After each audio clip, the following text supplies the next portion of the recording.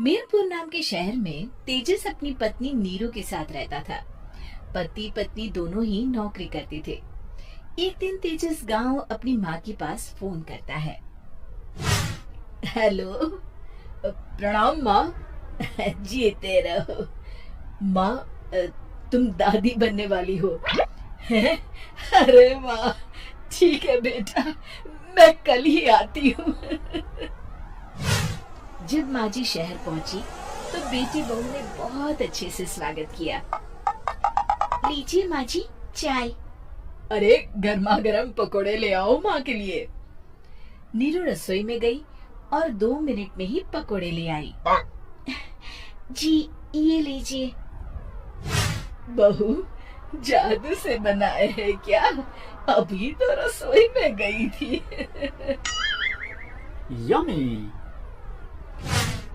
माँ जी, शीला रसोई में पकोड़े तल रही है, मैं बस लेकर आई।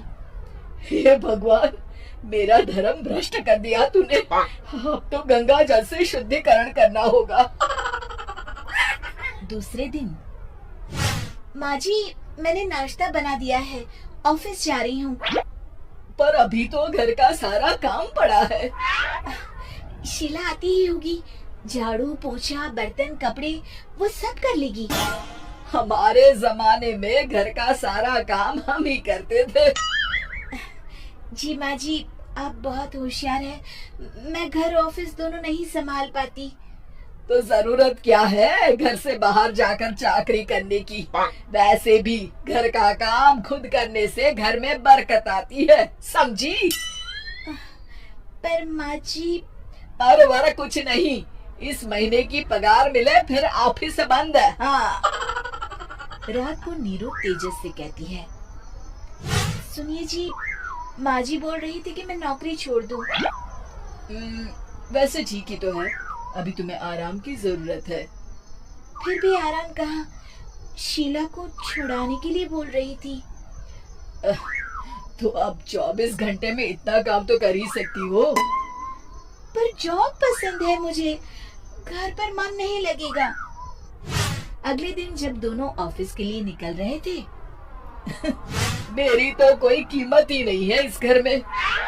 माँ जी, आजकल महंगाई बहुत है, रहन सहन भी बदल गया है, दोनों नौकरी करते हैं तभी ठीक रहता है। अच्छा, तू कहना क्या चाहती है? मेरा बेटा तुझे बिठा के खिला नहीं सकता? तू ही इस घर का खर्च चला रही है, हैं? नहीं माँ जी, मेरा वो मतलब नहीं था। मतलब खूब समझती हूँ, ये बाल धूप में सफेद नहीं किए मैंने। हाँ। अब तो ये रोज का काम हो गया था। तेजस भी रोज की झिकझिक से परेशान हो गया था। एक दिन उसने कहा, नीरू, वैसे भी तुम्हें मैटरनिटी लीव मिलने वाली है, तो अभी से ही छुट्टी ले लो। पर क्या, मेरी सैलरी अच्छी खासी है। आखिर नीरू ने रिजाइन कर दिया। जब बच्चा हुआ तो घर में सब बहुत खुश हुए। कुछ दिनों बाद तेजस फाइल देख रहा था। क्या हुआ तेजस, कुछ परेशान लग रहे हो?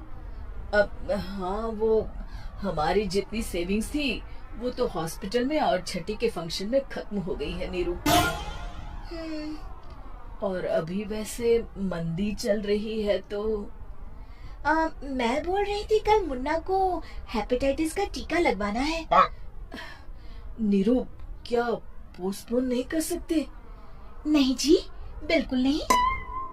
अब तेजस को समझ में आ रहा था कि उससे गलती हुई है। पैसों की कमी का असर घर के माहौल पर भी पड़ रहा था। अगले दिन, बेटा मेरा चश्मा और ये दवाइयाँ ले आना, पर्चा देते हुए माँ जी ने कहा। जी। तेजस, मुन्ना के लिए दूध का डिब्बा और डायपर भी ले आना, और ये किराने के सामान की लिस्ट है, इसे भी लाना है। तेजस गुस्से में लिस्ट मरोड़ कर फेंकता है और चिल्लाता है, पैसे क्या पेड़ पर उगते हैं? ये ले आना, वो ले आना। अरे पर ये जरूरत का सामान ही है। वो गुस्से में बिना कुछ कहे ऑफिस चला गया। अरे अरे लंच तो ले जाइए। नीरू दौड़कर डिब्बा पकड़ाती है एक दिन खाना खाने के बाद, नीरू, अब तो मुन्ना कुछ बड़ा हो गया, तो अब तुम वापस ज्वाइन कर लो ना जॉब। पर इस रिसेशन में जॉब मिलना बहुत मुश्किल है। ट्राई तो करो। फिर मुन्ना, माँ जी है ना, और एक फुल टाइम मेड भी लगा लेंगे। पर माँ जी, उन्हें तो पसंद नहीं। तभी माँ जी वहाँ आ जाती है और प्यार से नीरू के सर पर हाथ फेरते हुए बोलती है, अब मेरी समझ में आ गया बहू, पहले के और अब के समय में अंतर है। तुम काम शुरू करो, मुन्ना की जिम्मेदारी मेरी। मेरी प्यारी माँ जी, ये कहकर नीरू उनके गले लग गई। शिक्षा, परिवर्तन संसार का नियम है, हमें भी समय के साथ चलना चाहिए। उम्मीद है कि आपको हमारी ये कहानी पसंद आई होगी। कृपया हमारे चैनल को सब्सक्राइब करें और सभी अपडेट्स के लिए बेल आइकन जरूर क्लिक करें। और हाँ, वीडियो लाइक और शेयर करना मत भूलिएगा। Bye bye.